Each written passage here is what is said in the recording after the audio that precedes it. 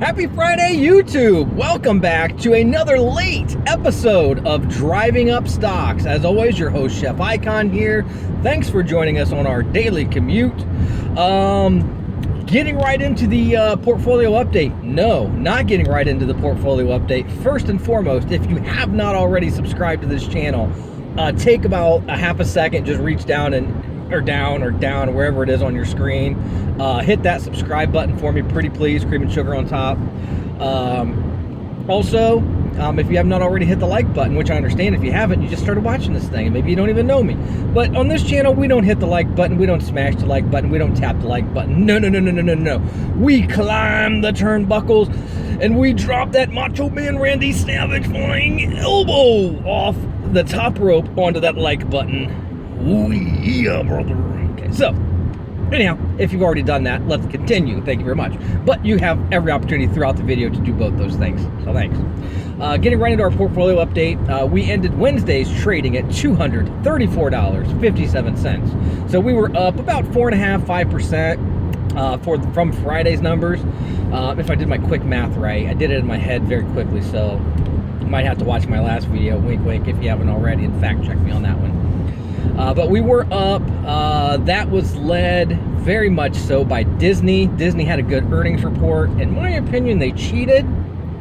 Whereas some of these other companies, they're, said, hey, we know earnings is going to stink because of that which shall not be named. Lord Voldemort out there making people sick and bringing people down and whatnot, all those things. They knew, everybody knows sales are going to be low, things are going to be bad. What Disney did, I don't remember if it was at the end of the first or second quarter, they actually lowered their earnings expectations. So they were projecting like a $34 million profit or something this year, and they dropped that down to like 2.7. And then at earnings, they were like, dude, we crushed it. That's cheating. Come on. But anyhow, it made their stock skyrocket. Also, another thing that drove them up was the, as I've spoken in the last couple videos, AMC was kind of spearheading this, closing the gap, not carrying movies in the theaters quite as long before it goes like to a streaming service or the digital download, Blu-ray, that kind of thing. They're going to close that 3-month gap down. So Disney just took that and ran with it and said, hey, instead of postponing Mulan indefinitely, we're just going to throw it out there for streaming and charge $30. Everybody's upset about that. Please don't buy that. Don't buy into that. Otherwise, everybody's going to start doing that. But Disney basically ran with that. It looks like they're gonna skyrocket. The Disney Plus subscriptions, they're not dropping off necessarily, but they were projecting them to be a lot stronger, a lot longer. That it was just going to be this huge exponential number that like the entire universe was going to have Disney Plus, and it really, the subscriptions, new subscribers really slowed down a lot more than they expected. But then they said that, gosh, I can't remember where. I apologize. Not even, like, there's nothing. There's just like a little ball rattling around in there and nothing. Basically, there's somewhere overseas that it's about to be launched in, and I mean that's going to get them, potentially another 20 million subscribers or whatever to that. So, no danger there. But that's really driven them up. They were down. They went from like with over 2 or 3 days time. They went from trading at like $115 to I think they closed Wednesday night at like $130, $132. So, really good week for Disney. AMC did have a little bit of a drop. Because after I don't know necessarily if it's related to Disney's announcement to go with this, that they're basically going to run with this streaming deal. But the basically number 2, AMC's like number 1 worldwide biggest theater chain. The number 2 and 3 would be like your Cinemark and Regal, which Regal I don't believe is publicly traded. If they are, it's one of those where they're owned by someone that's owned by someone that's publicly traded. So they're not directly publicly traded. But they came back and they're like the number 2 and 3, which together they, make a pretty good run for that number 1 spot. And they said, whoa. AMC might have agreed to this, might be on board with this, but we didn't say we are. So they're kind of duking that out behind the scenes. So that's the big thing going on. with them. The last episode I talked about ABBV was working on a cure for Lord Voldemort. That news kind of dropped off, and there's some kind of lawsuit that was filed against them by Humana. So they're going to owe Humana like $24 million. I didn't read what the details were on why. But instead of the stock going up, it's actually gone down. So if you're looking to buy into ABBV, now's a good time because it kind of dipped, because it was up over $100 and now it's back down like that 95 range. So good chance to buy in there. All right.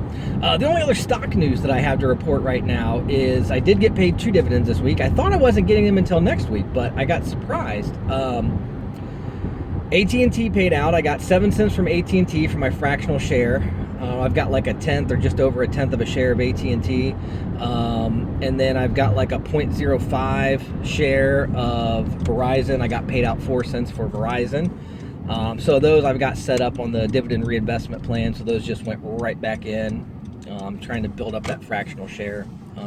Have not put in my $10 for the month. So, I mean, that might be something because those are both kind of at good buy-in points still right now.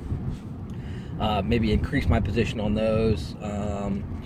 If Realty Income dips a little bit more because they're over $60 a share now, if they dip below that 60, that might be a good possibility for something I could throw a few bucks into. Would like to throw a few bucks into because I am up to like getting 12 cents a share, 12 cents a month off of them. That's a monthly dividend payer. Excuse me, I'm pulling into work here and I'm making a tight turn. So that's the only stock news I got. So I kind of want to end this. We're gonna call this like a leadership tip because, you know, sometimes I like to give little leadership hints and tips and things, motivational items, just kind of a right thing to do if you are in a leadership position and one of your employees, or like where I work at, we're all associates because that's kind of like the Japanese philosophy. We're Japanese owned. And that's like this philosophy of we're all in it together, open door policy, the offices have no doors kind of deal. You can always go in, like if you want to go in and talk to the plant manager, president, you don't have to like set an appointment and hope you get in. You can just walk right up and say, hey, I need to talk to you, and you get an on-the-spot meeting with them. But we have open door policy, everybody's in it together, so that's why they call us associates. We're all associates because we're all just people and whatever. We're not employees, we're not owned by anyone. That's kind of the philosophy behind that. But whether you have associates, employees, whatever, if you are in a leadership role and someone asks you a question, if you don't have the answer, that's okay. Hey, I don't know that answer, I don't have the information right now, let me get back to you. It's that simple. Any response, if someone emails you and says, hey, we've got this situation going on, what should we do about this? Like, this isn't Star Trek II, The Wrath of Khan, let them eat static, you know.